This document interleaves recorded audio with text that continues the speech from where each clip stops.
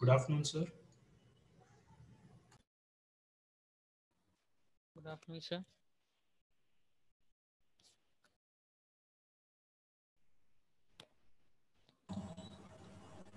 Good afternoon, sir.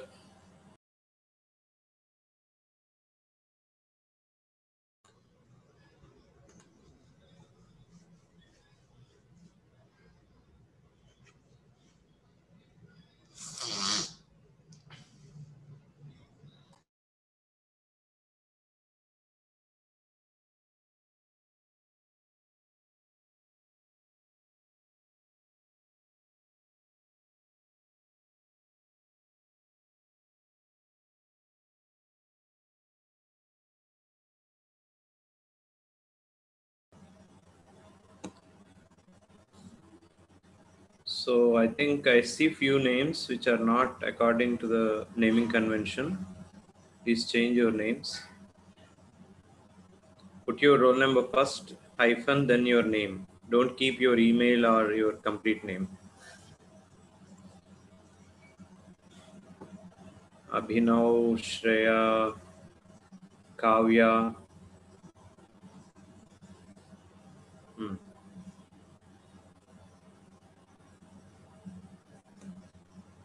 Shreya, your complete roll number is required.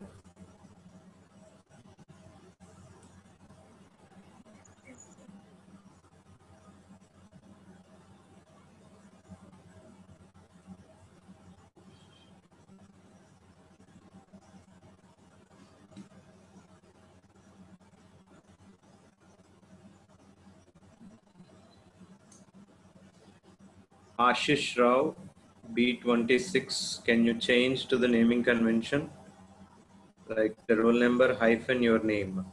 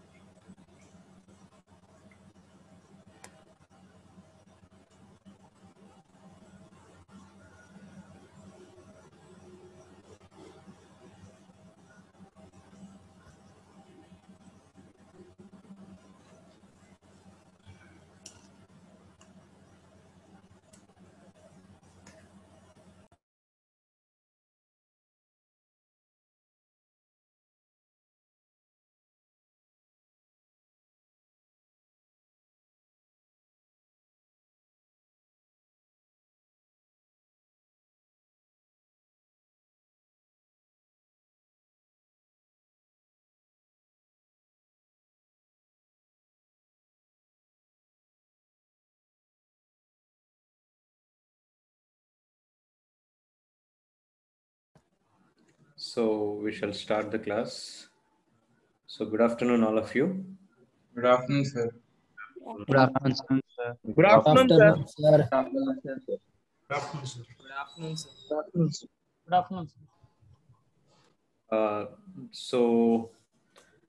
We shall start. And before starting, can I ask Hemant and Mokshagna Reddy to please change to the naming convention so that your roll number will be first and your name will be the second place after hyphen. Okay. Right.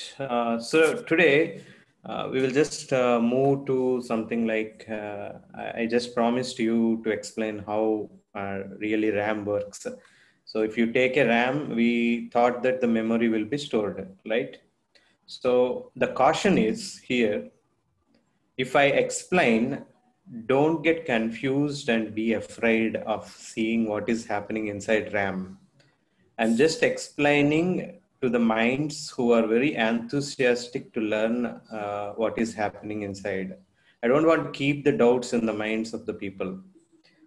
So why I'm only explaining RAM is because if you understand RAM, it will be easy to understand CPUs. It will be easy to understand ALU, how it works and everything. So there is no prior knowledge required. You just listen what I'm saying, that's all. So I will draw some diagram for you, how it really works. And based on the diagram, I will explain you clearly how the memory is being stored. So for this few minutes, which I am explaining about the RAM, please be sure to prepare your mind to think about only electronic devices. But after this session, forget everything because you know what is happening inside RAM. You should only remember that RAM is a storage device that helps you to store your all variables of your program along with the instruction lines. So this is very important to remember. See, after listening to this class, don't get confused and don't lose any interest in storing the values and instructions in knowing the real concept. So sometimes if you learn deep into the subject, you might forget on top some things that you learn in the basic. But I'm cautioning you, if you are really such type of person, don't listen. You just mute it. But the people, is my voice clear? So somebody Yes, said, sir. Yes, sir. Clear. Sir, Your your clear, voice is sir. clear. Yes, sir. Sir, yeah, will you keep this recording video in the group, sir? yeah. No, I will post it. I got the previous section also. I'll just post this recording also in the group. Okay. Okay, thank you, sir. So I'm talking to only the minds who are very enthusiastic to learn how the values are being stored. I will not even go complete deep into that. I'll only go somewhat further into the things that they are really happening. So after this session, I request you to just forget everything and think about only RAM is a space where you store your variables. Variables in the sense I will talk anyway, but I want to just, as I'm using the word, I want to say something like, if you are using a plus b whole square, here a and b are called variables in computer language or even in mathematics, because you put different values there, okay? So you sometimes put a is equal to 6, b is equal to 7, something.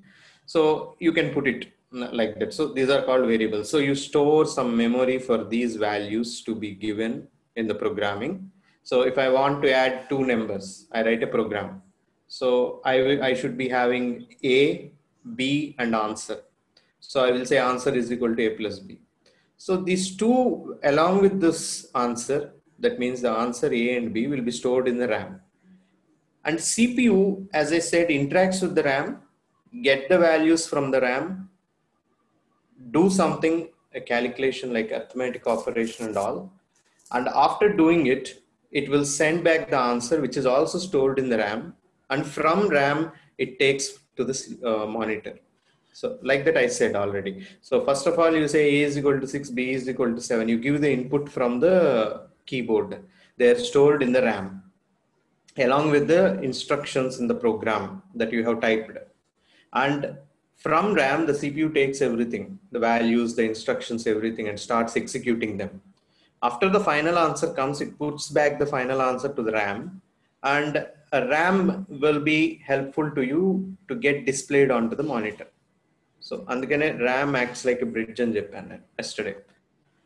So this is only what you need to understand and listen. That's all later on. Okay. Forget about what I explained now about this, but you only need to think about the final thing, that RAM helps us to store the variables and instructions, and everything is that what RAM does. Now, coming to the explanation on how RAM stores. See, RAM is not a box to keep all the values in a physical world, right? You need to understand that. RAM is an electronic device. Then what is this memory called? Why we talk about memory? Or how it actually stores? Simply we drag and drop some photo or an image into some folder. We still think that as if we are dropping a bottle into a box and saying that we are storing this bottle somewhere else. It's not the case in the memory. Memory is entirely different. I will tell you how it actually stores. Uh, Let us draw a small diagram so that you will understand it. Share the screen.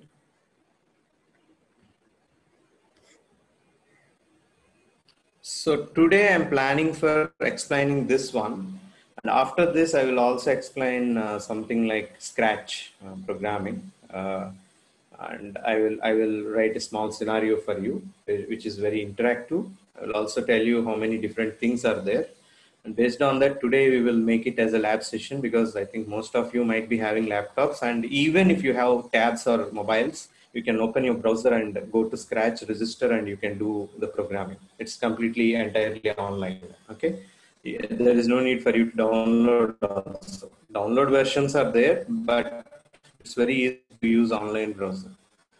Now, coming to RAM, I told you already what's the caution. Please follow my caution. Just listen what is happening to free your mind from the perspective of what is happening in the RAM, how we store some value in the RAM.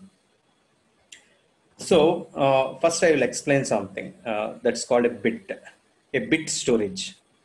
So a RAM contains the lowest unit of storage called a bit. So in this bit, I will give an input. Okay, I will give an input. This is called in. I will take this value as B. Okay, I will call this value as B. And I have some continuation which is called as A. I will tell you how I need to connect it. And there is a device called multiplexer. Multiplexer actually accepts two inputs and it will have one load, a signal. So I will draw this multiplexer like this.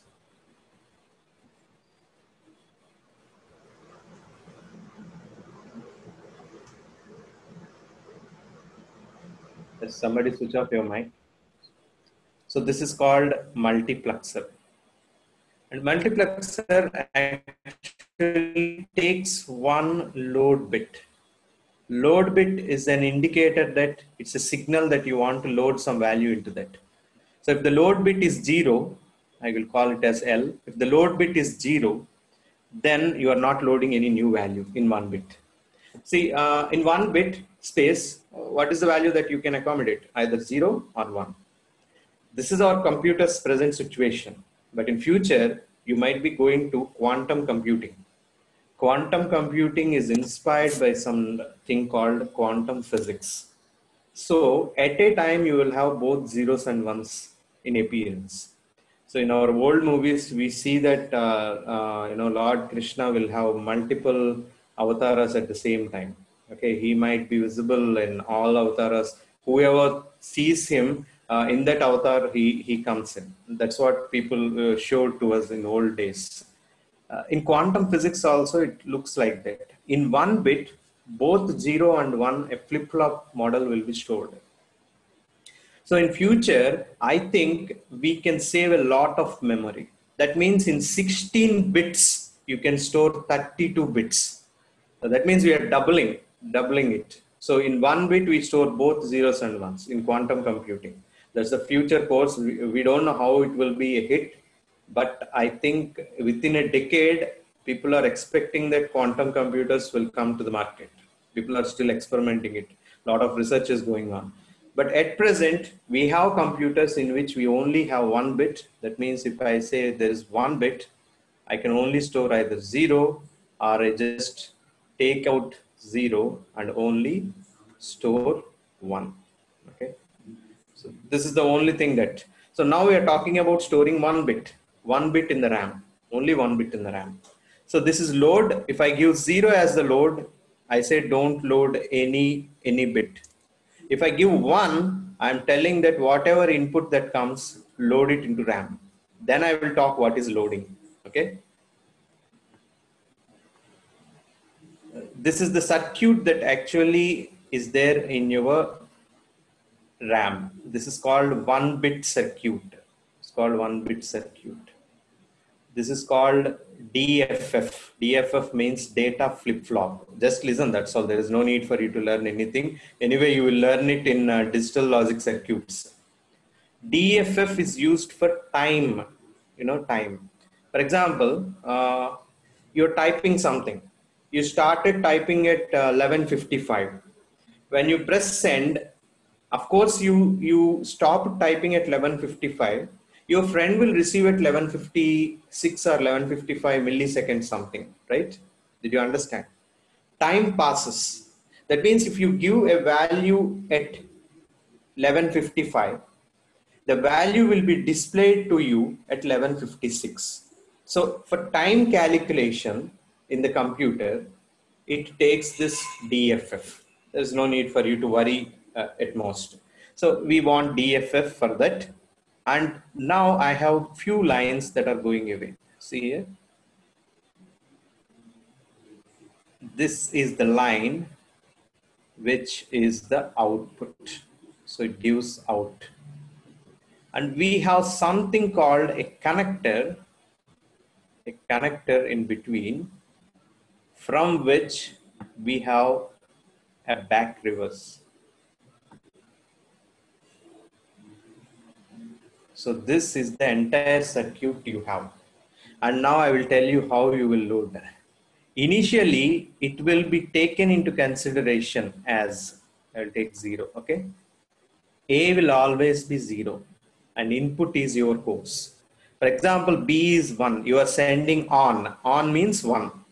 This is always off initially. That means no electrical impulse will pass through. So one line is having electrical impulse passed and the other line is having no electrical impulse passed. I'm talking about only one bit. And now if I said L is 0, B is 1, A is 0. Now we look into the table of multiplexer. You see here, this is the table of multiplexer, how it works. So if you give the inputs like A is 0 and B is 0 and the signal, that means the load is 0, which is represented as S0, your final answer will be nothing. Now you tell me what happens here. Here I have A is 0. Okay, I will write it here.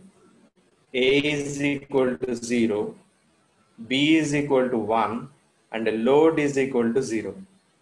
If this is the case, let us check out what will be the output from DFF. So tell me what is A? A is 0, B is 1 as I said, this is 1, follow my cursor, and the load is 0, right? What will be the output? 0. So that means a 0 will come as the output here. And again here also 0 will be eliminated, it will be sent continuously as the output. And 0 is sent back from here and again 0 comes. But this time I want to load 1, which is the in. So I want to change the bit value to on, not off. Bit value to on, not off. Okay. Can somebody mute the mic? Sir, Yeah, tell me. Raise the hand. it's a bit confusing, sir. Yeah, that's why I said, if it is confusing, if you don't understand, you just mute it. That's all. Otherwise, if you are curious to understand how it stores, see, listen entirely. Everything starts with a confusion. Even if you start viewing a movie, it always makes you confused, right?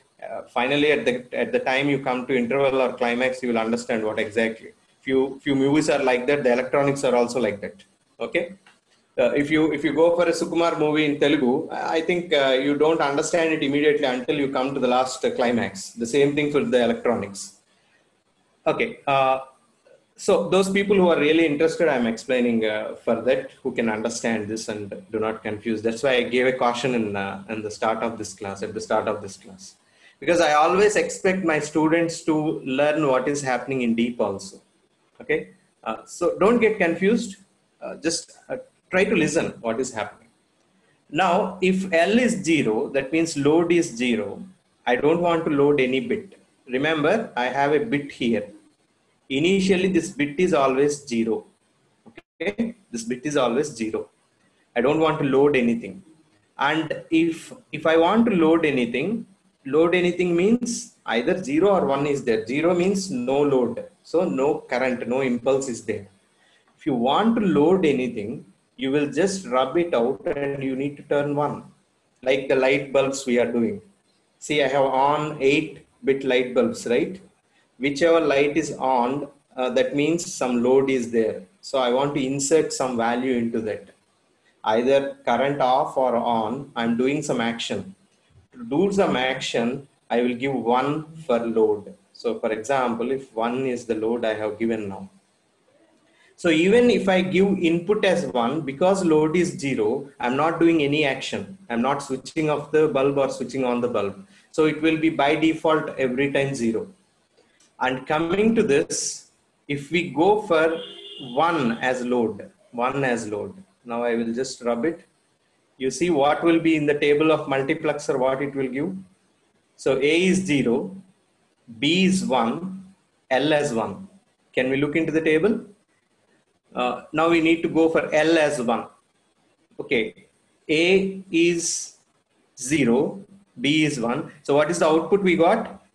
So see, this column belongs to A. Now here A is 0, this column belongs to B, B is 0, this column belongs to L, L is 1.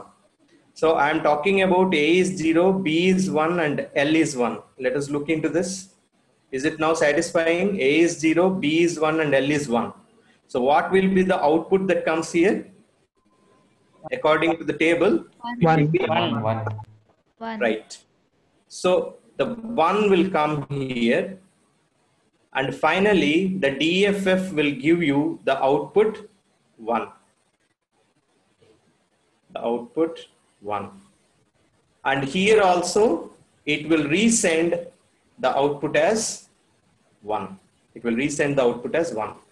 In this bit, I want to store only 1. I don't want to now change it again to 0 or some other bit. So what will I do is, instead of this 0, you will have 1. And now I will change the load bit to 0. So I will change the load bit to 0. Okay. Now that means we need to see what is the output here. Okay. At present, our output is a question mark. So we got 1 back. So A is 1 and B is 1, but the load is 0. So I'm turning it as load 0 and this A is 1. Let us see in the table what will be the output. So A is 1, B is 1 and load 0. Tell me what is the output from this table? 0. A, yeah, it will be, so no load is there. So A is 1, B is 1, and see this one, L is 0, A is 1, B is 1. What is the output? 1, right? Yes. So now you will write, you will continue 1 here. Again, the DFF will give you 1, and again, you need to understand one thing. Every time what it is emitting, some output it is emitting continuously in a cycle. There is no stopping. The bit is continuously emitting something, some electrical impulse. Remember, if for example, I'm talking about electrical impulses, if you want to say 1 as 0.5 volts and 0 as 0.1 volt, okay? So every time it is emitting 0.5 volts, that means the computer will understand that it is bit 1. If it is emitting suddenly 0.1 volt, the computer will understand that it is emitting 0. This is called memory. This is how the memory will be stored into RAM. So you see, there is no deleting. Until the power is on, it is emitting some value. But every time the load is 0, it will emit the same value that is previously coming, you see.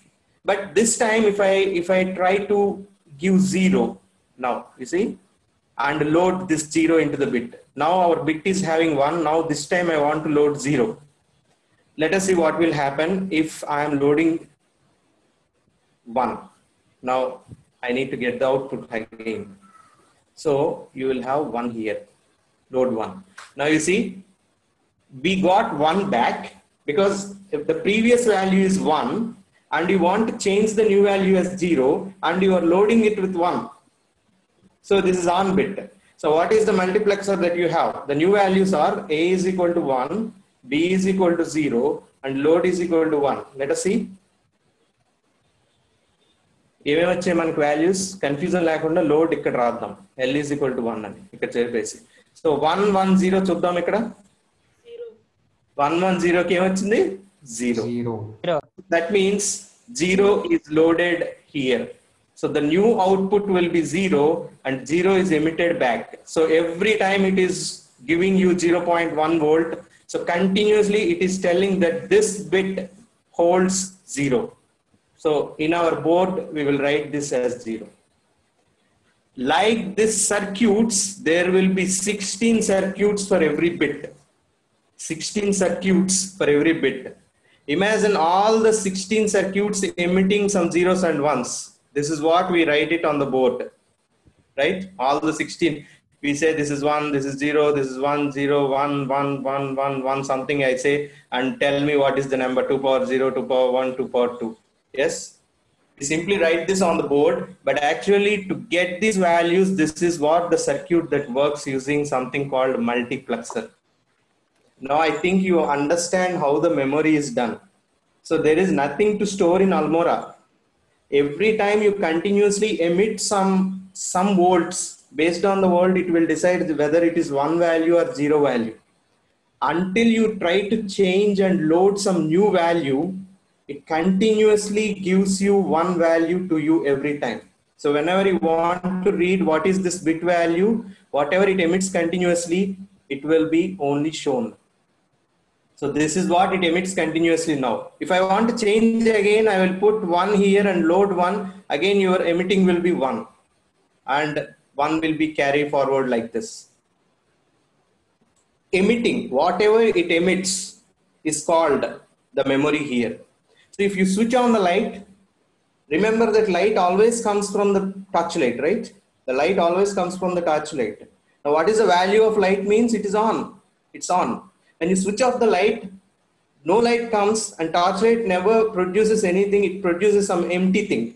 Okay. So we say the light is having a off state. This is called 0. This is how the electronic works. And this is how all the 16 bits will emit their values every time. Either 0.5 volts or 0.1 volt. I'm saying the example. If it's 0.1 volt or 5 volts, it is 1. If it is emitting 0.1 volt, it is 0. Like that, in a RAM, you need to understand a 16-bit is called a resistor. Of course, now the number of bits increasing, 32 bits and 64 bits. I'm talking about the old one. So 16 bits is called a resistor. So this has 16 bits in it. And 16 bits in the sense, 16 circuits like this, emitting some volts, mentioning the value 1 or 0. So if you talk about one resistor, it might be having the value something like 16. Okay, 16 and me confuse. If I have a value something like 200, so to produce this value, all the circuits will be on and off at some point so that your values will be filled. I think you can understand how the values come, like 2 power 0, 2 power 1, 2 power 2. Yes. You need to on and off to get 200. So that means these circuits will emit something in such a way that the zeros and ones will be continuously emitted. So the resistor will produce some value called 200. If you change one bit circuit to 1 or 0, the value might entirely change. It might become something like 300 also sometimes, right? So if your RAM might be having, the earlier RAMs are used to have something like 8 resistors. So what is the total memory that you have in the RAM at those times? Each resistor containing 16 circuits, that means 1 bit, 16 bits, and 16 bits into 8. What is the answer that you will get? I think so 128 bit memory. Like that, they added few more and they said 16 resistors into 16 bits, not 8 resistors, 16 into 16. And again, it goes to somewhere else, right? So this is how your RAMs are being increased. Now, if you're talking about 4 GB, then you need to understand how many bit circuits are there in your RAM. If I talk about buying some 8 GB or 32 GB computer, you need to understand that many bits are there in your RAM. So each resistor will have an address. Each resistor will have an address. And sometimes we talk about how the values will come, right? how the values will come from that. When I say print a is equal to 6 and print a, then you might be confused like how this a is bringing the value from an address in a RAM. Of course, resistors are having address. It is entirely mathematical calculations. Okay, don't confuse, but I show a video and explain you how it is happening. So I think until now you understood. At least your confusion is sorted out, right? After coming Yes. to my next. Okay, right. So now I will just show you one thing.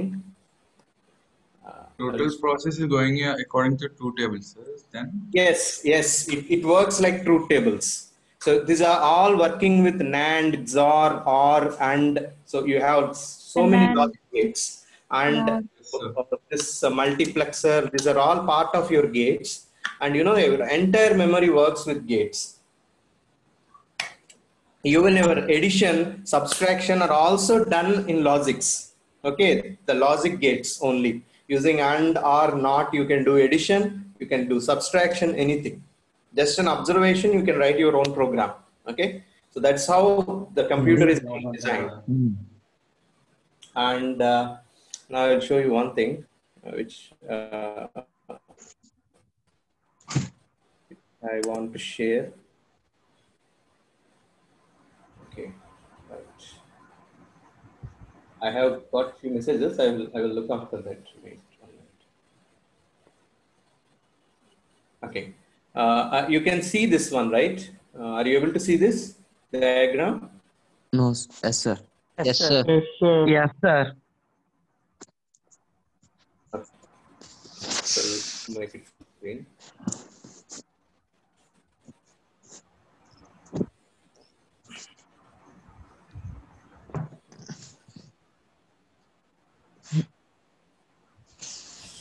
Okay.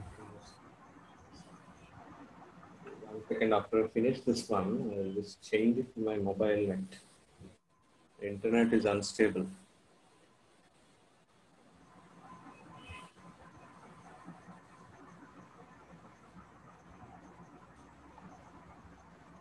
Le circuit multiplexeur à bit 1, la CSV, Okay. représenter There is no need of any choisissant différents canaux pour le select.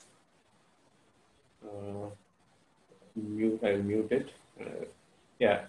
You see here, these are called resistors. Okay. Each one is holding some value because few things are on and few things are off. And I think you can calculate what is the value that is there in this one. So if you come from 2 power 0, follow my cursor, 2 power 1, 2 power 2, 2 power 3 to 2 power 7. And this is 2 power 8 to 2 power 15. Okay. So based on this, you will understand this resistor is holding some value which you can calculate.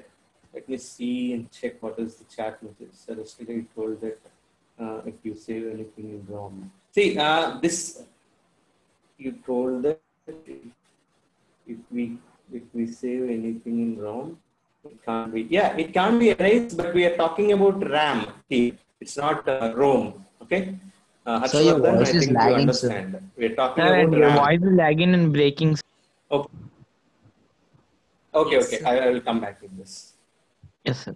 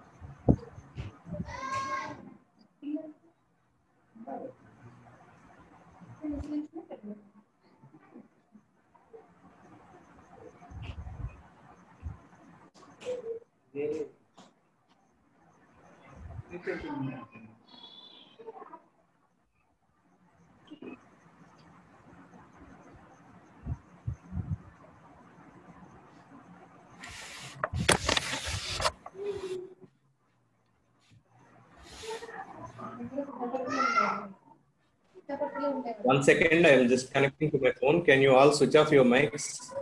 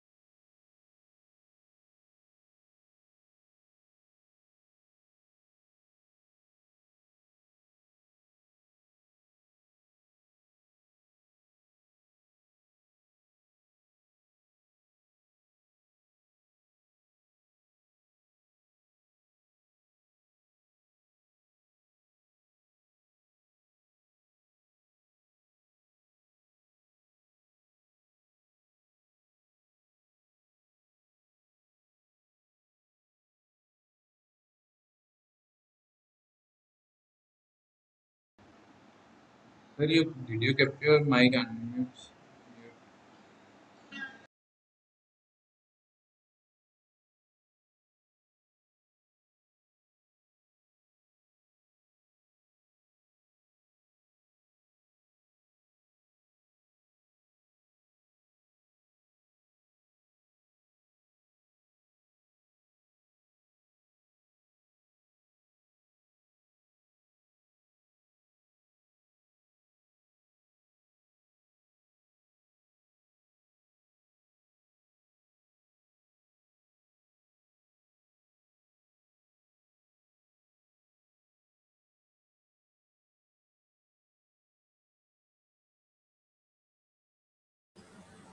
Okay.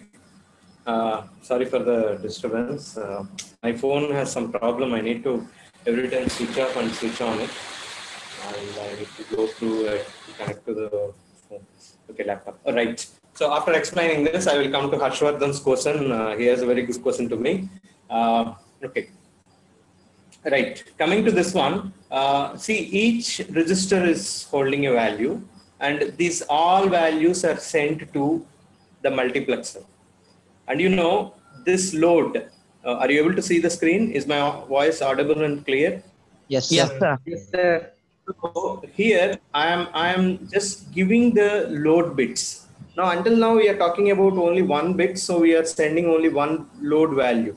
Now to get the addresses, so based on the number of resistors, the address might also increase.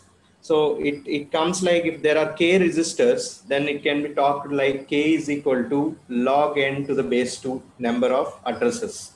Okay, if you say, if you calculate like this. So if there are eight resistors, so it will be log n to the base 2 number of addresses. So it will start with 0 and end with something else. So can anybody tell me if it is log 8 to the base 2, what can be the answer? Can we check in the internet something? 3. What is the What, sir? internet? 3. 3. Okay. So Log 8 to the base 2 is 3.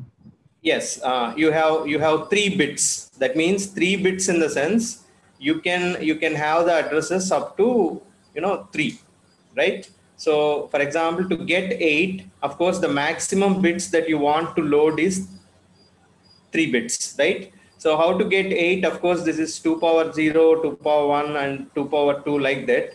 You can go on like this. Okay. So based on this you are having a load here.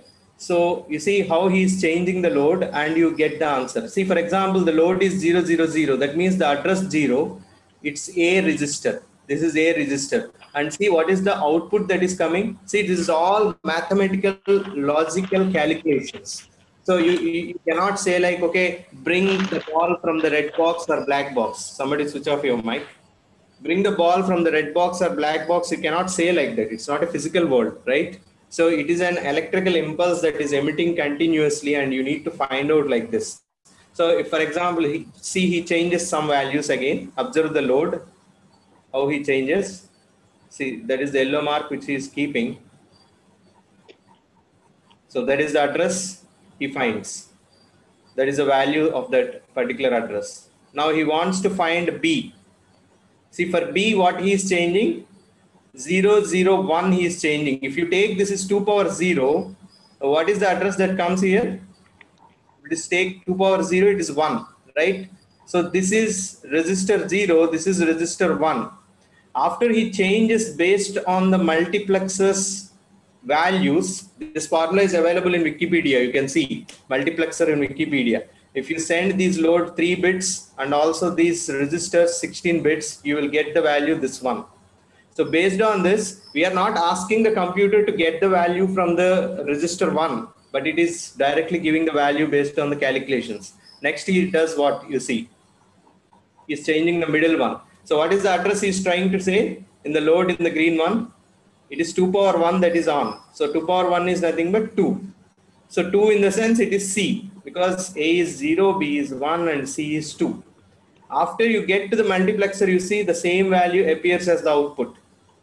So this is how we get the values from the address. If you say A is equal to 6 and print A, and this is what happening in your memory to get the value for A. Okay. So nothing more to understand. Just I want to say how it is really happening. So now forget everything and only think about RAM storing your values and your instructions to help you in executing the program. Now the next thing we go is into the scratch. Okay. So before we go into the scratch, I just switch on the video. Just you can observe how he is doing. It's a simulation of how the RAM works using a multiplexer. I can also post this one to you if you are really interested. You can see this one. I'm posting this into your chart, everyone. Sir, send it in our official group.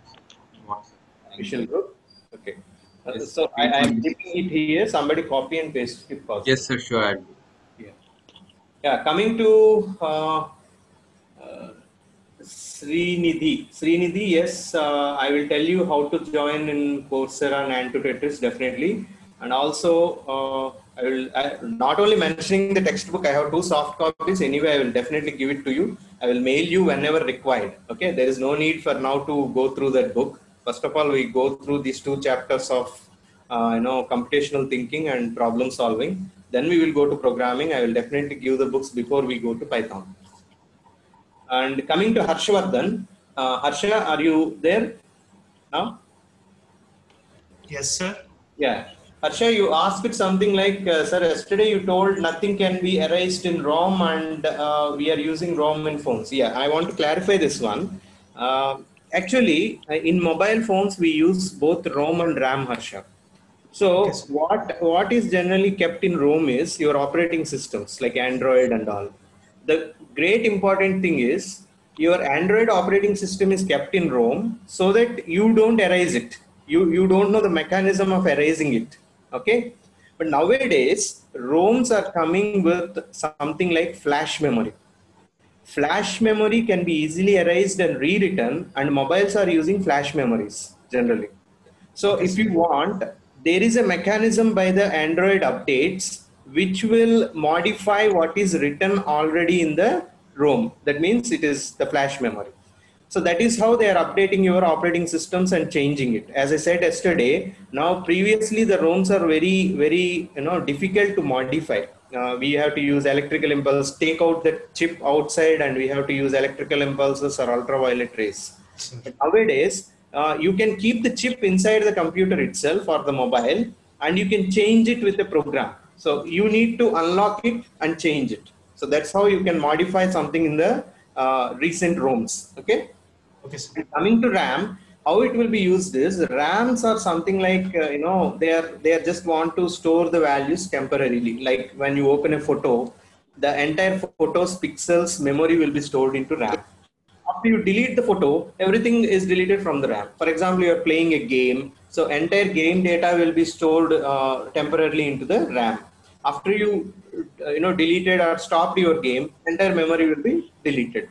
That's how RAM is used for the temporary purpose, and this is how ROM is used for your storing of operating system and other binary files which are necessary, which don't require modification. Okay, so if they allow something like that, so in laptops we use SSD, right? For reducing the size, now they are not using hard disk, they are using SSD, solid state drives.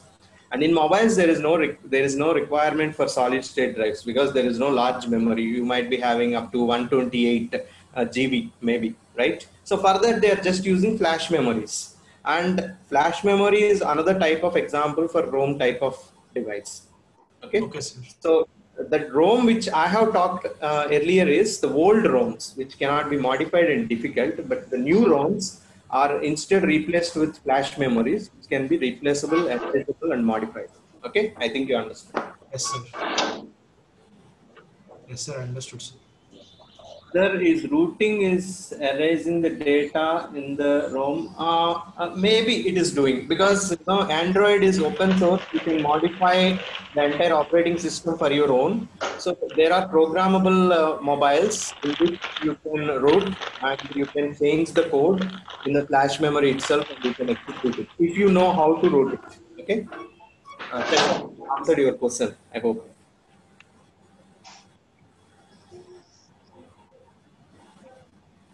Right.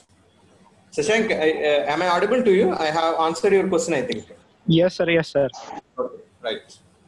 So coming to Scratch, I will go for Scratch now. Right. So I'm showing the same memory. Yes.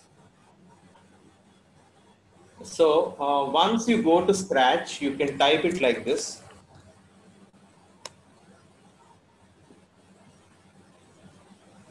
Yeah, Arsha, I will talk about this at the end of the class if possible. Okay. Okay, sir. Okay. So scratch.mit.edu. This was developed by Massachusetts Institute of Technology. I think few people have got the idea about Scratch, and some people might have worked with it. So if you go, first of all, it asks you to create your username and password. So I don't encourage downloading and installing the Scratch in your mobiles or your laptops.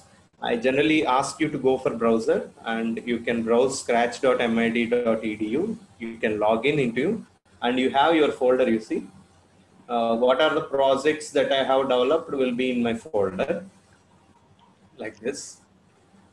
And it encourages something like, to make the people understand who are new to programming, to understand what is a loop, what is repetition, what is a condition, what are called functions, based on some visual programming. This is very encouraging to you. You can develop your own games, you can develop your own cartoon scenarios. You can, YouTube లో చూస్తూ ఉంటాం అప్పుడప్పుడు నాటకాల లాగా అంటే cartoon dramas will be there. You can develop using the characters. So these are all the things I have developed. This is what I have shown you, right? The bulb game. And also this is how I have developed a small project to introduce myself, but it is not actually happened during our first introduction. I thought of doing this one. Okay, let's see what is this fellow doing now. A very small game that you can improve a lot.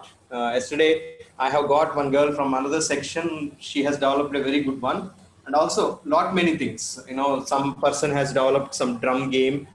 So whenever you put your mouse on a drum, that will bang something. Some sound will come. By that, he started to do the music. So a small one like this I have developed.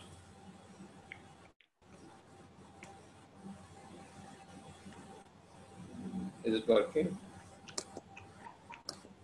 I think it is working actually. I want to go for the other one.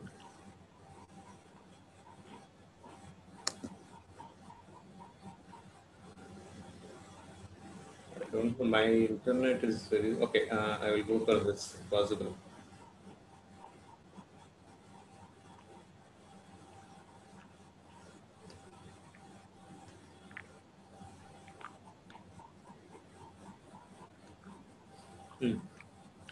Right. I think this is working. So he's talking like his name, and he wants to introduce the instructor for problem solving course. So let me introduce, like he is introducing me and he's talking like that. So welcome Dr. Kranti, something he said, and he goes away. Then I thought to introduce myself, but it did not work properly at that time. Because I want your introduction more. I don't want to show all these things. I thought only when we come to Scratch, we can do it. The same thing I have developed, and I have shown you this bulb game also using this mouse pointer. And I can also show you one game which I have developed for this. This is a motion picture that you can see. If you go to this, you can also develop this type of thing. While flight is flying, you can move the clouds and everything. You can see it. So it is moving through the scenario. It is walking on a beach shore. like that we can do. See, all this is like working out like with animations. But the thing is that you need to code. You need to code. The code will be dragged and dropped. There is no need for you to write the coding. So based on this, you will understand what is the importance of loops and all. This is the game which I have recently just developed. A small game. It's like a maze game. You can develop more complex scenarios. Just for your example, I have done it. Okay. So I think it is running, and see, it is looking like walking, right? Actually, these are not. These are two images. Every time I press arrows up and down, the images might be changing, and it looks like as if it's walking continuously. So if I touch black, the game will be over. So I am now safely coming out of this maze and slowly going away, and it's very happy laughing. Suddenly I touched it. It says game is up. That's all. So it waits until you start a new game. Okay. So this is how I generally do it. Coming to this scratch, I want to show in the editor. So I want to create it. So when you already register in the scratch, you will have the button called create. Okay. So just create this one, a new one. The editor will open for you. I'll just explain how things will be done using this.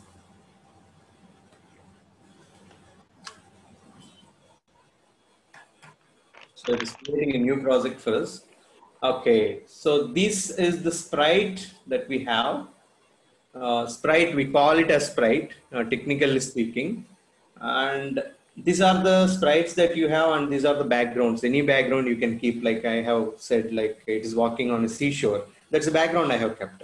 You can have number of sprites. If you see this green one, see, you can go for search. You can choose a sprite.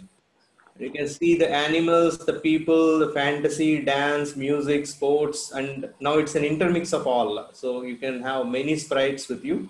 You can create games using them, like the ball games, the cricket, the baseball, everything you can create. You can also have scenarios like the baseball and all. You see, this is the baseball person who is batting here. So if you put all these images at a time and you say change the costumes, there is one thing called change costumes that might change. Okay. And coming to the background. Sir, are you using Scratch version 3? Yes, it is 3.0. It's the latest one because I am directly going to the website. It will always give me the latest. Okay. Yeah. So you will have the backgrounds here. You see, yeah, this is the baseball ground, and you can put that person who is playing the baseball, and you throw the ball. You throw the ball. That you can also create, like you can kick it using this pointers and all, and you can see many scenarios that are there. You can run a small astronaut in a galaxy because astronauts are also available.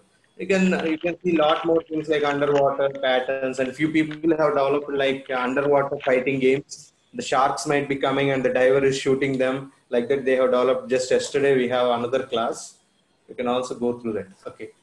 Now coming to this, we have the motion things, like the movement of the thing, like just you say you press it, you drag it like this and press C, the sprite is moving. Okay. Now I want to make the sprite turn back. So what I do is I will go for changing its position, turn it 180 degrees if possible. 180 degrees, and I just click it. Okay, I just click it. Maybe can I do it? If I do 360 again, it will be like that. Can I do left right if possible? If you drop it like that, it gets deleted. So you can go for left right. It's not working actually. So anyway, if you want 10 steps here, you can also turn. When you do the programming, it works actually. That's how I developed the game. I don't know why 180 degrees is not working now. But if I give 10 steps and click on it, it is coming back. Okay, it's coming back. So now if I want to make my sprite walking like It's 3 o'clock. so what I do is, now here only one image is doing all the aspects, right? One image is only doing. So whenever I click 10 here, every time it is moving like this, right? So instead of that, I will go to this particular one. I will open paint like this. A new one will come, of course, delete this, and you have this image like this. Okay, you can also remove its head and paste some head for it. Everything you can do. I think if somebody who's in touch with Scratch, you can do it. These are the two images that you have. See, it looks like running, right? It's look like running. So see the name of the costume. See the name of the costume. The costume 1 will be this image. Costume 2 will be this image. That means why it calls costume is because it's changing its avatar. That's why instead of avatar, they said costume. You can also say avatar. So it is changing its position. So we use these two pictures for our benefit, and you can explore it, no problem. We see these are the 3 tabs that we have. This is code tab. Click on the code tab. Now I want to change the costume. So I will go to looks, and I think you have next costume every time. Okay. So now let us see what will happen. So next costume means if it is in one costume, if I click it, it will go to the next costume. Again I click it, it will go to the previous costume. And again I click it, it will go to the next costume, like that. Let us see. See, it looks like walking. But actually there are 2 images being replaced. There are 2 images being replaced every time. Like that I have created that game, the maze game. It looks like as if it is running. I think if you remember Mario, as I said earlier, Mario is also developed like this using some programming language. Now, in my earlier college, when I'm doing, I earlier worked in Anil Nirpona Institute of Technology, and it's Nagarpo also, in Visakhapatnam. There, we have good number of students who are also very good coders at that time. So when I'm teaching object-oriented software engineering in the lab, I asked a few people to do Mario game. They recreated using Python. They designed it, they recreated it, and how they have done? They have just moved each and every frame, and every time the Mario looks like running, but actually it's not running. The images are being overlapped. So when they press some key, like left arrow, right arrow, or up arrow, down arrow, something, this person, the Mario, is having 4 images. One image is jumping, a jump image. The other image is walking image, two steps of walking. So they are being replaced like this.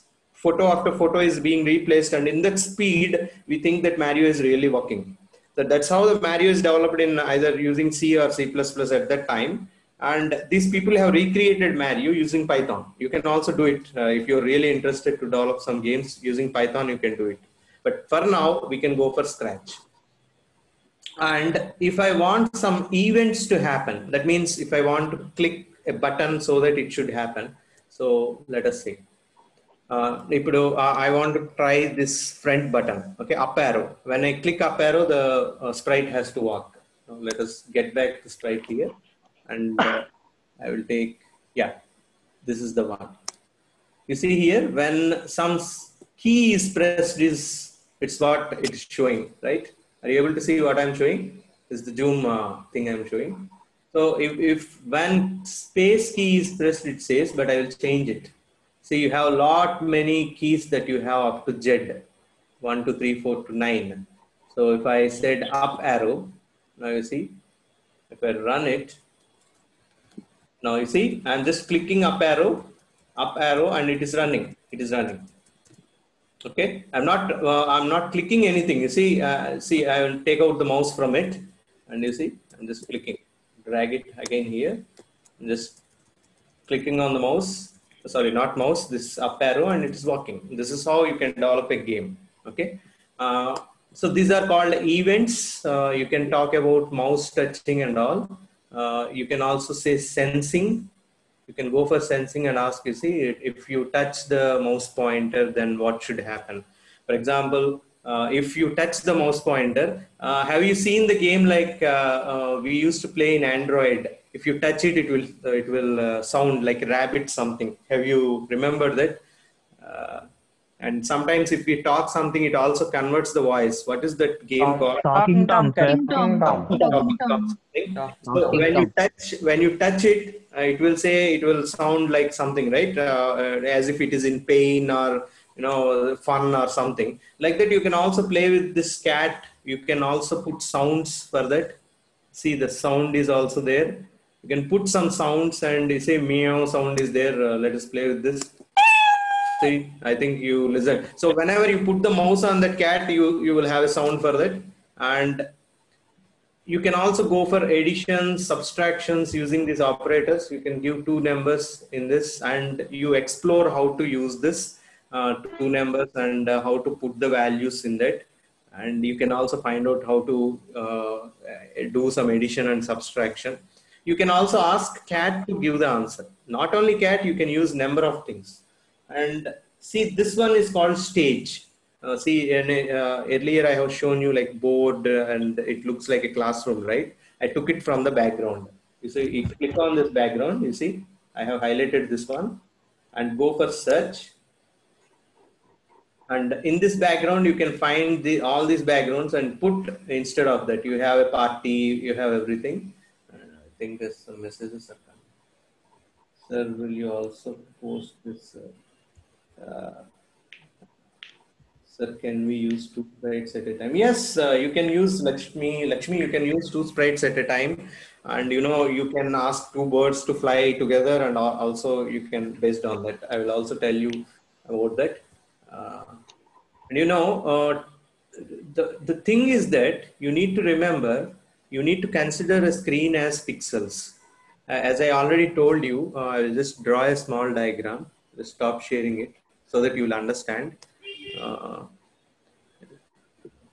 So I will always say a screen is consisting of a pixel. Just I will share the screen.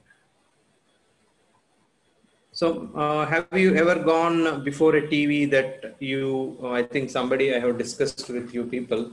So you see some checks, right? I will now talk about a small thing. So if these are the pixels,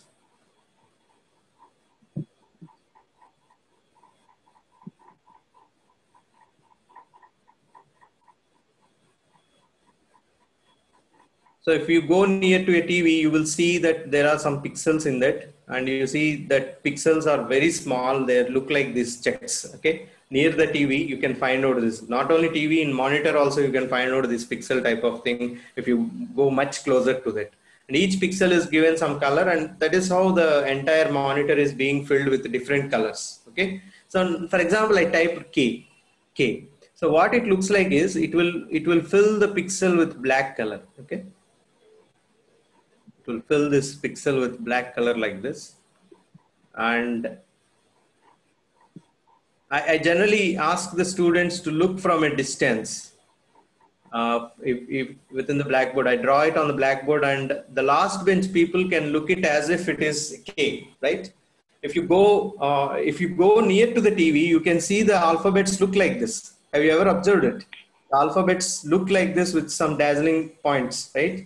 Even if you zoom something, I take out some Wikipedia or something.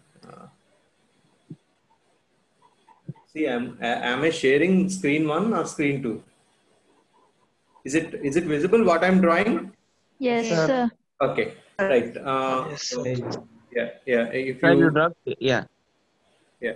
So if you go beyond this, you see here how it is looking.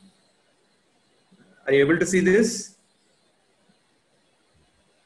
Yes, sir. Yeah. See how it is looking. This is how the pixels will be filled actually. This is how the pixels will be filled. And from a distance, because we are seeing, it looks like the entire K is like that. So I want to just tell you one thing, that the entire screen is divided like a graph. That you learn it in mathematics, like in graph theorem. The thing is divided like X and Y. So I think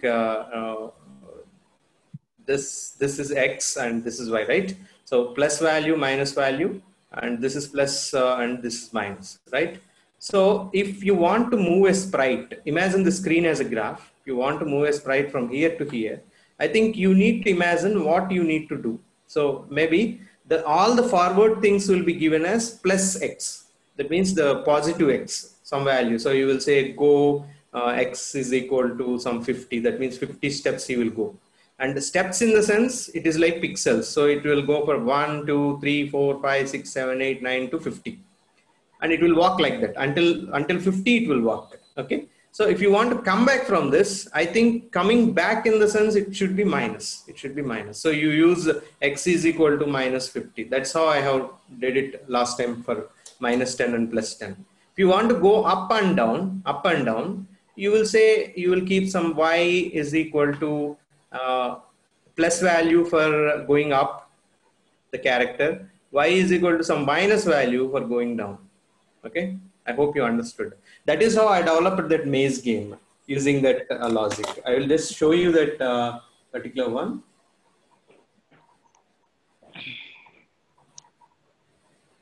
I'll go inside this so that you can see the code. You can use multiple sprites. This is how I am using multiple sprite. Actually, you see the maze is also multiple sprite here. The maze is also kept as a sprite. You see what I have highlighted. Okay. This is maze, and there is no code for it because it is constant. There is no movement, there is no motion for this sprite. So I have kept it like this. But I am only moving this cat. So what I did is I have a small thing like, when it is clicked forever. Forever means it is an infinite loop. There is no condition to stop.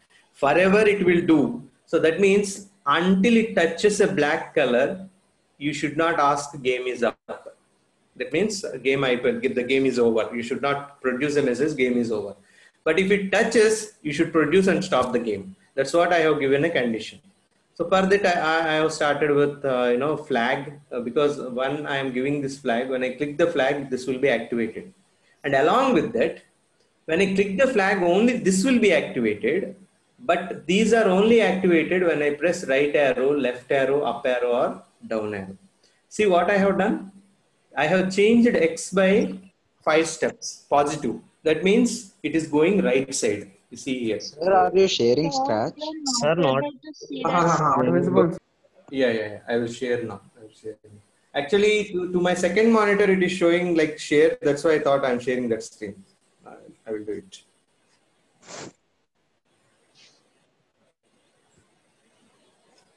Okay, I think it is visible to you now. Okay. Yes, sir. Yeah. So as some Lakshmi asked that these two are the sprites which I am using. This sprite which is maze, which is constant, a very simple one, and this is the one which I want motion. That's why you see when I click maze here, which I have highlighted, I did not give any code to it. So it will be constant and fixed at the same position, and it doesn't move anywhere. And coming to sprite, so I want this sprite cat to move. That's why I have written this much of code. So when I said when flag is clicked, this will start. This code will start, and it waits until this cat touches a black color. You see, touching color black. And then these will be activated only when I put the arrow. Like if I click right arrow, it is going to the right side. See? So it's walking towards right. So you can also see this is being highlighted. You can observe, see? Okay. So that is how it is going. And if I click left arrow, it is going to the left side, to the back. So that's how I return, like you see, the change x by -5. That means it's going back. And right arrow, it is going front. So change x by 5. That means every 5 steps it will go. And up and down, you see, up means the y is given +5. Down means the y is given -5. You see what code I have used? Change x by 5, change x by -5. Change y by 5 and change y by -5. That means you can go up and come down, go up and come down. So like that, and left and right you can also traverse. So you imagine the entire screen as a graph, and based on the graph you want to move the sprite to different locations, you can do it. And you know, when you kick a ball in the baseball game, you want your ball to go away from somewhere, and if it hits to the boundary, you say it's a home run. It's a home run. If you know the rules of baseball, and if you are really interested in learning that. For that, you can also say go to some random positions. You can fit somewhere. It will be go to some random position. Maybe in motion it will be there. If you find out, yeah, it's a glide to some random position. So when he kicks, you know, it will glide to some random position. If that random position is touching the boundary like this, you can also say touch boundary is also there as a condition. You will give home run. If it doesn't touch, you don't give. So you can use these entire things for your benefit, and you can develop a small one. So today what you will do is you log in into the scratch.mit.edu, explore all these things, develop a small motion games, not very difficult game. At least you move the cat, explore how to bring the backgrounds, how to change them, which you can self-learn yourself, and try to develop slowly, step by step, and get a small game to be developed. So tomorrow I will discuss about what is my blocks. Okay, what is my blocks? I can create my own block. I will use it. So if somebody does some work, I will tell you how to use my blocks. Okay. Now your first task I will give is try to draw a square, a circle, and a triangle using the cat. For this, you can also have, you see I am highlighting this one, the blue color. This can be installed, okay, for video sensing also. So if there is a motion, it will just do some, the cat will move here and there. You can also try out. So the video will be recorded. If there is a motion, you can see that. Now I cannot switch on because my camera is being used by Zoom. It cannot use it. You can just click on it so that the video will come. If the video comes, you just you have 4 conditions with you. Using those 4 conditions, you can say that if I just move here and there, the cat should also move. Okay, and this is called pen. And see, this is the way. Follow my mouse here at the left bottom corner. If you click on this, you will have extensions. These are the extensions for music and everything.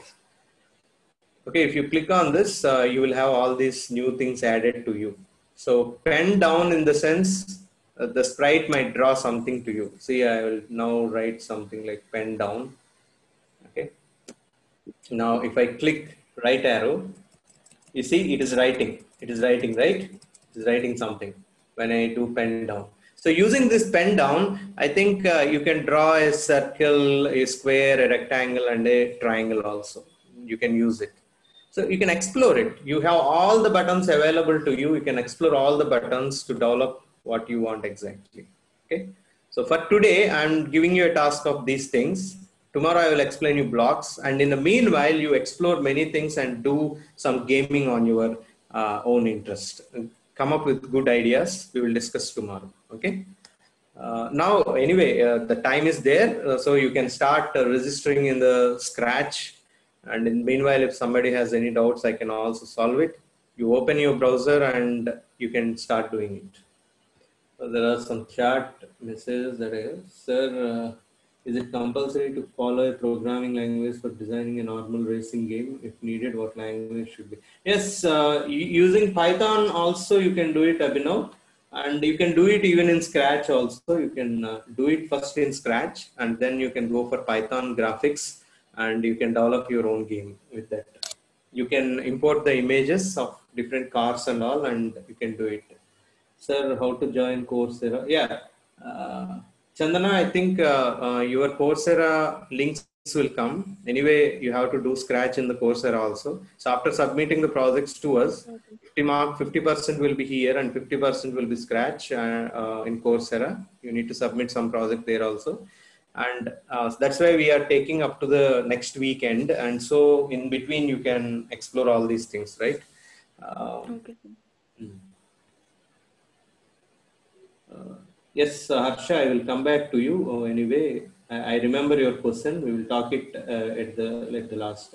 And coming to Lakshmi, Sir, everything do we need to click on the code to make it move? No, Lakshmi, I think uh, Lakshmi Sai Sriya. Okay, you can just drag the code here just for testing how it works. You can click on, but you can put all the code under this one, like flag. When flag is clicked, and whenever you want, you click the flag, the game or the scenario continues running. Okay, Okay. that's also you Sir, can do. and Tell me. sir, I mean, should we put all the codes one after another to make that spirit move in a There is continuous no need. order? You see, there is no need. I'm just dragging it wherever I want. You see, okay. So it only takes the motion. If, for example, if within one click you want something to act in sequence without your Yes. intervention, Yeah, okay, yeah. you write it Uh, entirely here in a line by line in a sequence, like how I have written all these codes. But okay. in this particular game, I have some random interruptions by me. That means if I click flag, the game starts. But based on the actions or the events that I perform, like clicking right arrow, pressing right arrow or left arrow or up or down, then only the game runs, right? So for that, I have given four different codes. And whenever a key is pressed, that particular code will be activated for this. Okay, and if I want in a order that when I click it once, all Hmm. that activities are to be done, then how should I do that? Will it be That's what possible? I have given, right? I have written in a sequence. You see, change by 5, ternate, next costume, pen down. I have given it in a sequence. This is one module. This is one module. This is one module. This is one module. And this is one module. Okay? Oh, okay. Thank you. Next one. So course invitations will be sent as I have told you. Sir, can we use our personal email ID for registration? Yeah, you can use. You can use. No problem. I have even registered with the personal email ID of Geetam. Okay, you can use it. So now you can register and start exploring it. Come up with good ideas, and if you have doubts, then we can talk. So you do your work. I will talk. Sir, can you help us with Scratch? So, Jashwant, what type of help you want from me? So if you start developing it, if you want something, then I can Yes. help you. Okay? Yes, Right? sir. Yes, Okay. sir. Fine. Thank you, sir. Yeah. So Harsha, coming to your question, sir, what are the advantages and disadvantages of routing? Yeah, I have to explore it to explain you, because I was not good at mobile routing or something. I only know some few basics about that. I should clarify you, so I will just explore and clarify you. Okay? Okay, sir. Yeah. Sir, Vamshi is asking, can we learn Python without learning C? Will it be easy? Yes, Vamshi. Uh, I always was opposite to the people who says people should learn Python first, because I have taught C for around 8 to 9 years, 8 years I think up to now. But when I teach C, I enjoy it. Like I explained about what is integer, what is float, because everything is compulsory there. Now in Python, you don't know what you are doing. You just say a is equal to 6. You don't know a is an integer also. Python understands intelligently. But in C programming, everything you need to give int a is equal to 6, indicating that a is an integer. Then I used to explain why you need to keep integer, what is there in the memory that you need to store, why the integer is required for the compiler to understand a is an integer value holding an integer number. After you know this entire thing about memory and how it will be stored, what is stack, what is heap in RAM, then the Python might be very easy for you to understand. But I don't say that if you don't learn C programming, Python will be difficult, is a very wrong notion. If you learn Python, you learn programming, but you don't learn the internal aspects. The reason is Python is constructed over C using C Python. So naturally, you don't understand the internal aspects of memory, they're working. You only know how to do programming. So you become programmers, not computer science engineers. So what we thought is that you have a subject called skill development from 1 to. In that, we are planning to teach C programming also. So don't worry, you will be also taught C programming. But after you see the difference between Python and C, you say that, sir, I like Python instead of C. The reason is C is like, మన తెలుగులో అంటారు చేదస్తం అని. C has something like, it has many rules to do. People will do lot of mistakes. They don't keep semicolons, they don't close the brackets, lot of mistakes. But Python eliminated all. There is no semicolon, there are no braces, opening and closing braces. You find Python is very easy, like your scratch programming, like drag and drop type of thing. And it also allows you to do many programming softwares with ease, because there are many lot libraries are there and many communities are there that is developing. So if you learn Python, you will be ready to develop any application by the end of first year, second semester. And pilot project we are doing, like I was talking with Rohini Barla, we want to decide some project oriented teaching. So by the end, we thought of making you do at least 2 projects or at least 1. Okay. So you will be project ready by the end of 1-2 using Python. But in C, you only know how to do program and you understand what is memory and all. So I think directly learning Python doesn't affect your learning ability. You can understand, you can easily do it. And after you learn Python, if you learn C, that will also be very good to you. You can understand C easily. Okay, Vamsi? Sir, and there is another language called R, sir. Yes, Is- R is like, the uses of R is different. I think for you, if you belong to data science, yes, R is very important for you also. Yes. Data science, both Python and R are fighting with each other actually. Some people prefer R, some people will prefer Python. But R doesn't come into the traditional programming. I hope so. Because R basically deals with like data mining or, data sciences. But Python can create many things. Python is traditionally called as programming language. Okay. Sir, is there in the syllabus R is? Okay, if R is there, then that's fine. You need to learn because you are data science students.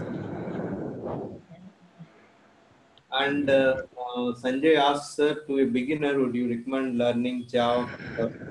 For every beginner, I recommend learning C. After learning C, you can understand both Java and Python easily. But even though you learn Python or Java first, there is no problem. You will understand programming. It's all based on who is instructing and how he is making you understand the memory and all. That's all. There is no difference between what is learning first and what is second. But if I prefer C, why do I prefer C? Is because C is the mother of all the recent languages, most of the recent languages, not all. So if you learn C, you will understand other languages very easily. But there is no problem. You can also understand other languages and also learn C, vice versa. We cannot say that this is first and this is second. Okay, Sanjay? Yes, sir. Thank you, sir.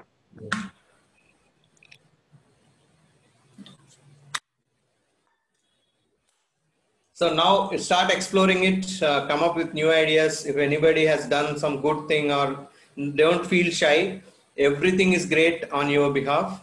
Ramrazu, you raised the hand, it seems. Yes, sir. Yeah, tell me. Sir, in mobile, there are apps, no, sir? The data is stored in internal storage, no, sir? ROM.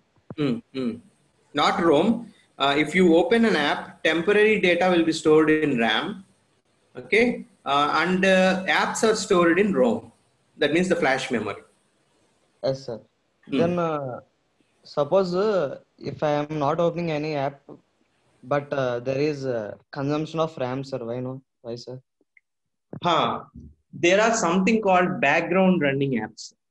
See, if you go to the settings and you find there are some apps which are background running, like, your WhatsApp, your Facebook app, your emails, everything.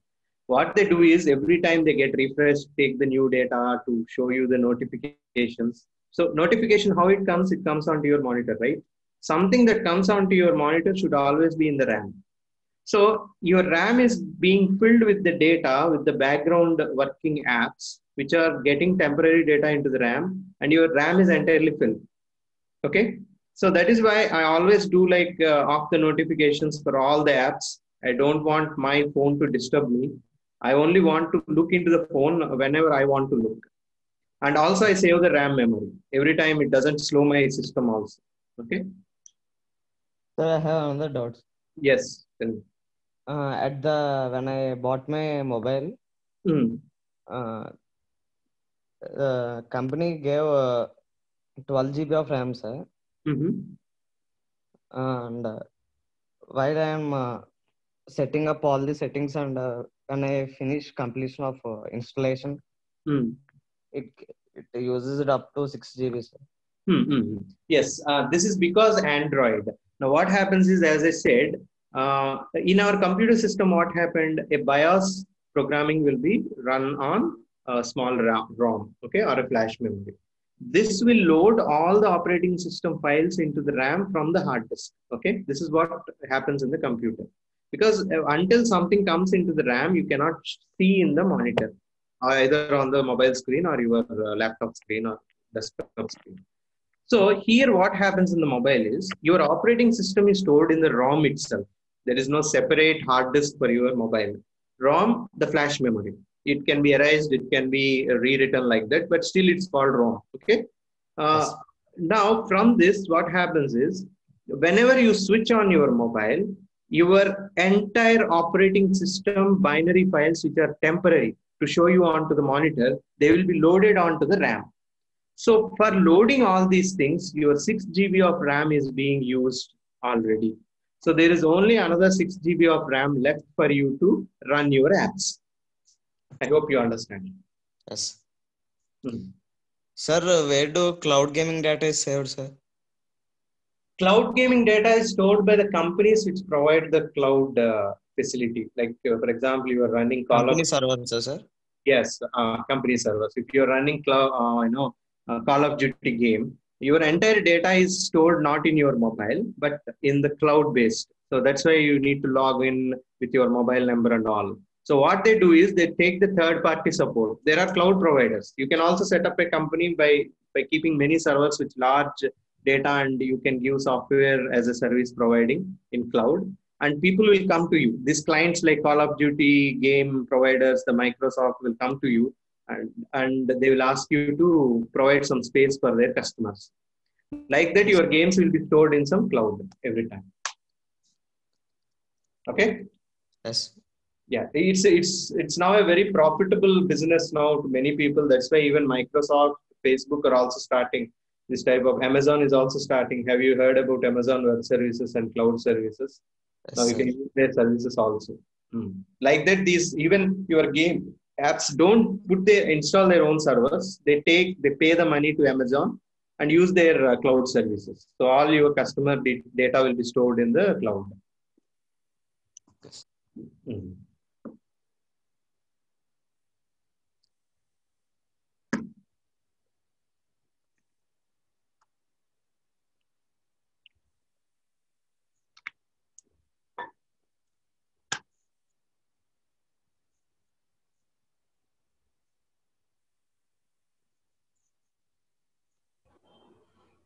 Sir, can we develop light fidelity?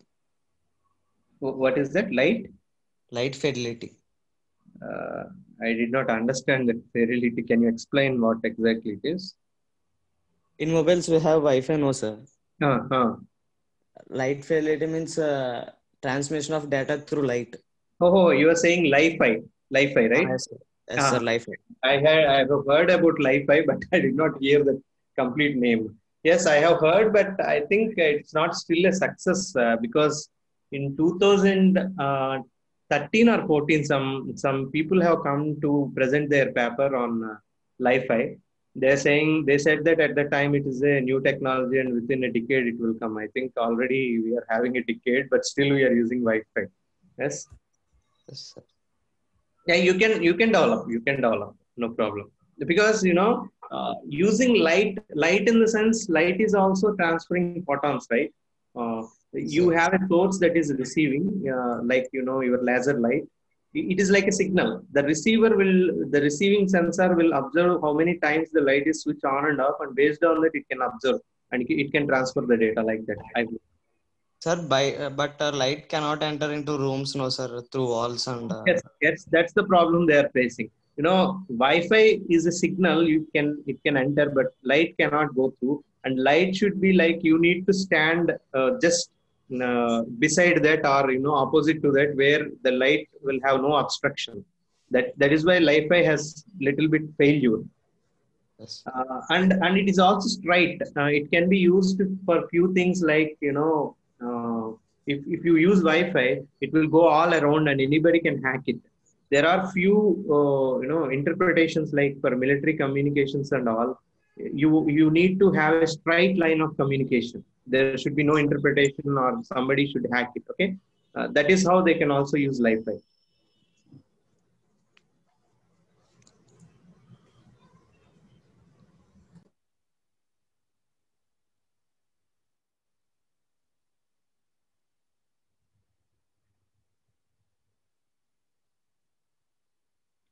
Is there any software to check if there is any problem in the hardware? Yes, it will be given by the operating system itself, Gautam.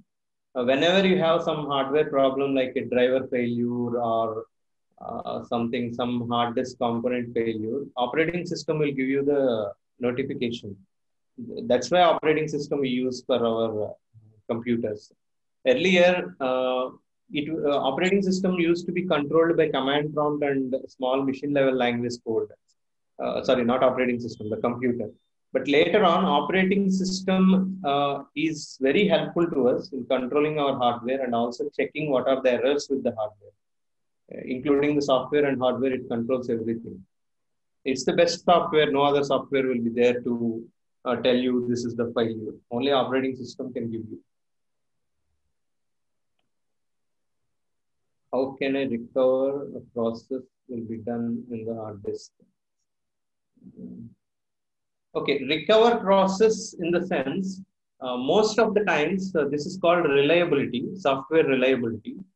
I think Channakeshav has asked me this question, how recover process will be done. Every time without your action of saving some file, temporarily all the softwares have something called reliability. In that process, they will temporarily save it somewhere in the hard disk.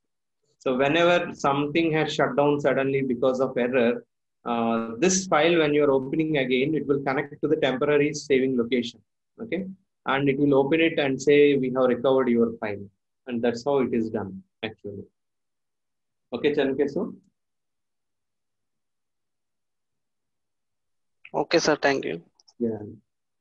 In Java programming, till arrays is enough, sir. No, Arvind, Vincent, you can. It's your interest. In Java, if you want to learn up to arrays, it's okay. Up to files, it's okay. And Java has also lot many applications to do in the world. So you can have any milestone you can stop. Okay. If you want to just learn basic Java, you can do it. You can learn core Java. That's your interest. Okay. And somebody said, sir, in the 10th class, I studied Java. Is it helpful? Yes, it will be very helpful to you, Arvind, if you learn some Java. Okay. Because you will understand the elements of programming before you learn a new language. Say, one thing you need to be general is, I think you might have heard that people from the companies might say, like, sir, we have, some HR will say your students are not good and they are not good at programming. And they always say to the newspapers that in India, around 60% are, not job worthy students that are coming from the colleges.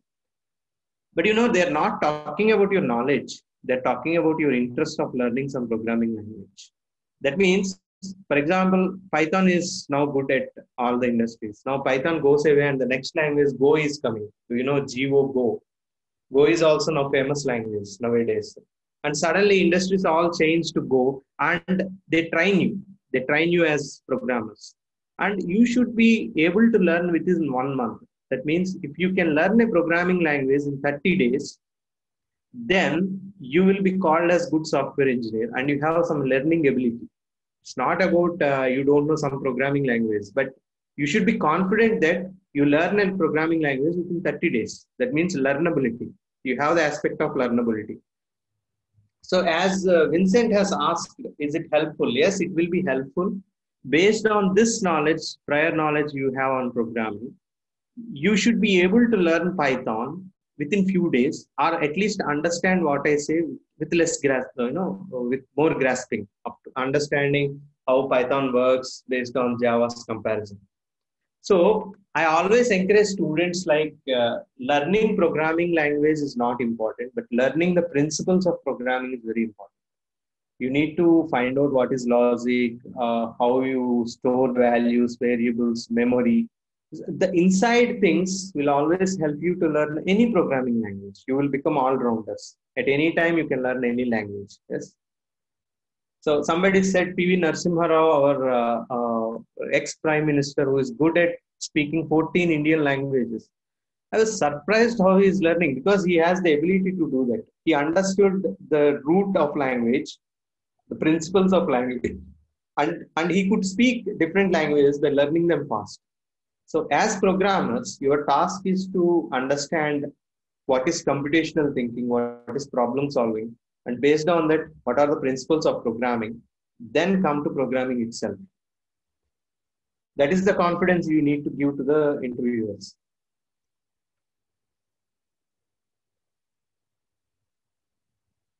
Yes, Shashank, you can create a timetable. That's a good aspect. Definitely, we encourage that if you can do that. There is no restriction for your projects. Whatever your mind demands, you can do. Yes. Sir, Next, what is the refresh in computers? what am I? Refresh. Refresh. Okay, refresh is generally given in Windows.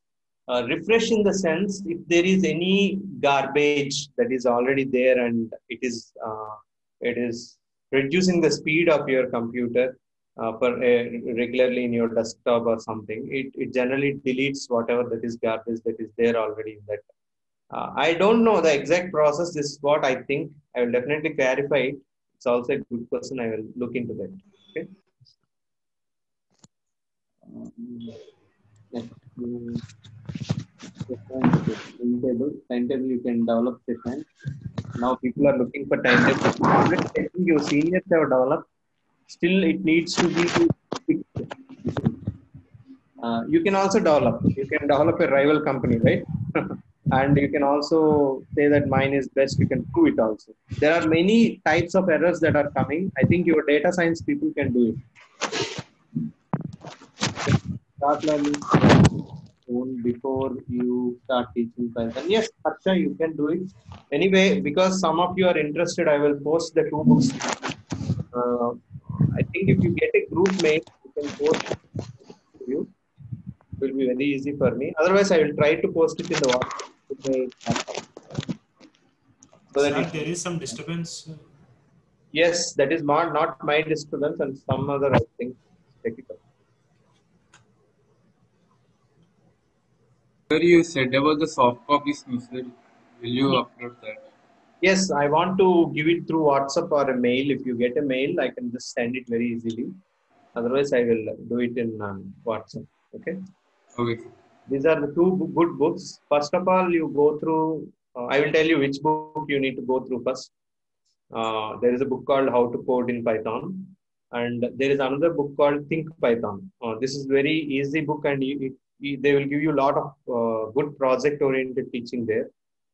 And it was developed by one professor also, who is one day he was teaching a book and he felt that it is very difficult. So what he thought is that he is from USA. He developed his own book called Think Python, and now it's very famous for learning Python because he teach it in a project-oriented way with less number of content. Now, సోది అలాంటిది ఏమి ఉండదు ఇంకా కొద్దిలోనే ఎక్కువగా teach చేయడానికి try చేశాడు. That's a good book. So these 2 books I can transfer because the book that is suggested by the people in your syllabus is very costly. When I have checked it, it is around 7,000, the original version. I did not find it in Indian stores also. So I thought I will get these two good books for you and I can give it. Sir, can you please repeat the names? One is how to code in Python. How to code in Python is one book. The other one is Think Python. You can also download Think Python from Google. And this code, how to code in Python, if you don't find it, I will just give it to you. Okay. Anyway, I will send the two books, no problem. You can see. And I am also thinking that I will create an account in Hypothesis. You can also register with your emails. I will tell you how to register. The advantage of this Hypothesis website is I will upload my book there. So individually, while going through wherever you have doubt, you can post a question there itself. I can see what questions you have posted regarding the concept. I can answer you there itself, like Facebook. Okay, I will do that one for you, so that you will have a regular interaction.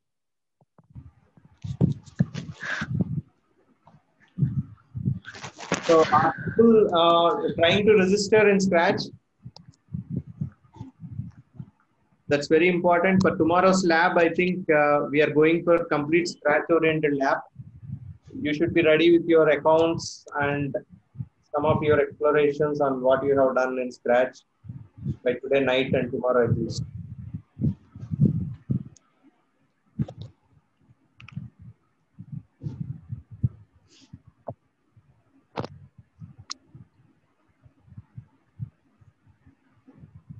Sir, I have another doubt, sir. Yeah, tell me.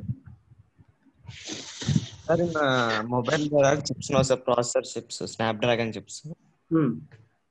They are saying that it is built on 7 nanometer technology. What is that, sir?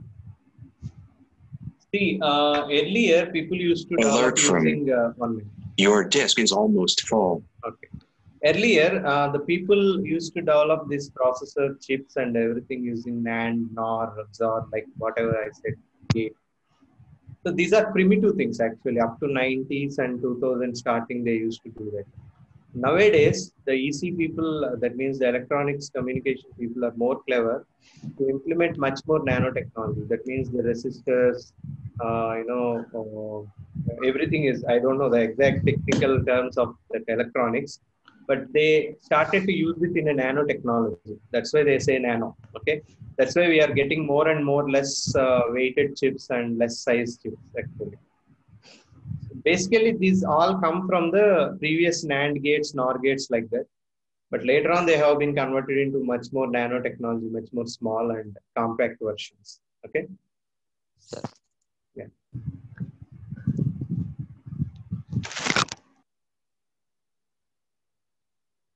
Somebody asked maze, sir, how to draw a maze? Yeah, a maze, you can do it like this. I will tell you. Yes, that's a good person. You can draw it like this. I'll share now. Yeah, if you go to this one, follow my mouse. If you go to this one, click on it. Sorry. Yeah, if you click on it, you see that paint brush, right? Click on the paint brush. Something will open like this. Yes. Now here, using your pen or mouse, you can take this one. I have a pen. That's why I can draw it on your board also. I can also do it like this. So I can draw lines like this, okay? Yeah. So I can draw like this. I start to develop my own maze. You can do it with your mouse also, okay? You can also take a pen. You can do it like this, whatever routes you want, and ask. You can also draw a racing track so that your car will go completely like this. In between, you draw a car like that, okay? So I'm just deleting it. So you can do whatever you want. You can customize the sprite and everything. Sir, how to keep the walking animation, sir?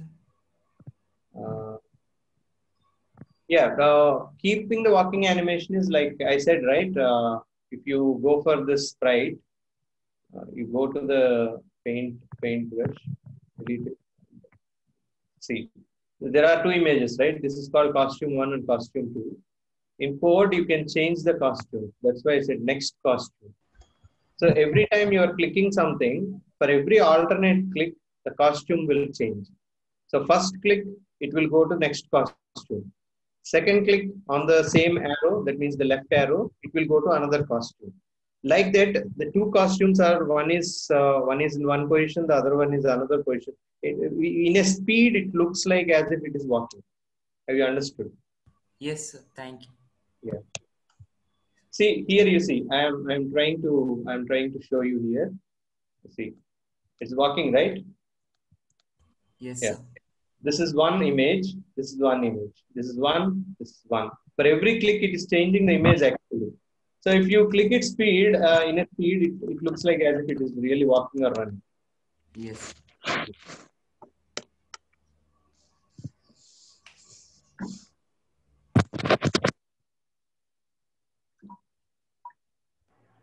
Sir, how do you erase those maze if you get it wrong? I did not understand. Can you repeat it again? I mean, how can you erase the maze if it goes wrong? Like, Again, go to this one. Again, go to this one. 1 minute.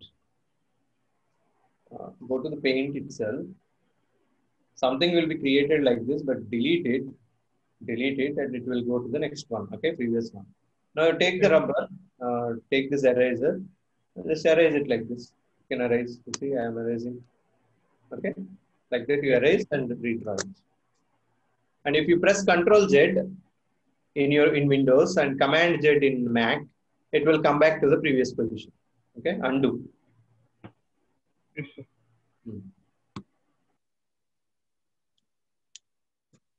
Sir, is laptop necessary for tomorrow's class? I think if you can draw it with mobile phone or tab also, that's fine. Because in mobile and tab also, you can open your browser. If your mobile screen is that much big, it's okay. No problem. Otherwise, you will face the difficulty. That's all. That's the only thing. Sir, my laptop is it became wanting. Sir. What it became? It had any repair? Yes, sir. Wanting, sir. Screen is wanted. Okay. Right. So have you given service? No, sir. I will buy new one. Okay. Right. Do it fast because when we come to Raptor tool, we want that to draw the flow charts. It's very difficult because there is no online version for Raptor tool for computational intelligence. Okay. Yes. I will order it tomorrow. Sir. Yeah.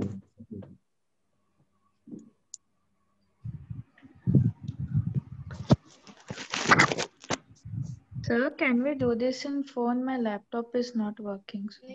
Yes, you can, but see that you don't have any difficulty. That's all. If you are comfortable, no problem. Because this is only like opening your browser and doing it, like as if you are working with the Google or something. Okay? Sir code అయితే చేయగలుగుతున్నా కానీ దాని output అర్థం కావట్లేదు sir ఫోన్లో. That's the only problem.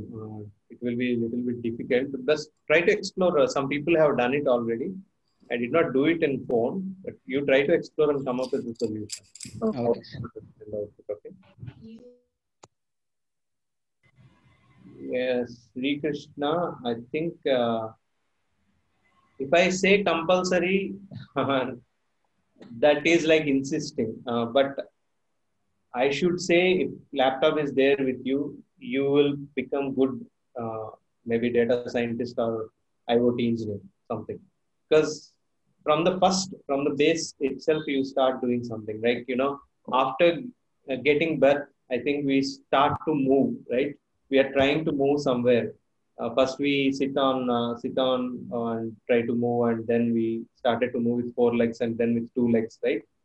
So when you join engineering, I always encourage students to start programming, start understanding what is a computer. Get a laptop, you will understand most of the things, right? Don't misuse it. Just try to use it perfectly. You will definitely get it. So can we make a sprite to follow a line or curve? I think you can make it. Maybe like a robot, you can make it. Like, for example, I said, right, if you touch the line, you move. You move through that line. Okay? Like you can write a code. So you can develop some road type of thing, like a black line, and ask the sprite to go through that while touching the black color. Okay, like that you can do. You can make it automatic.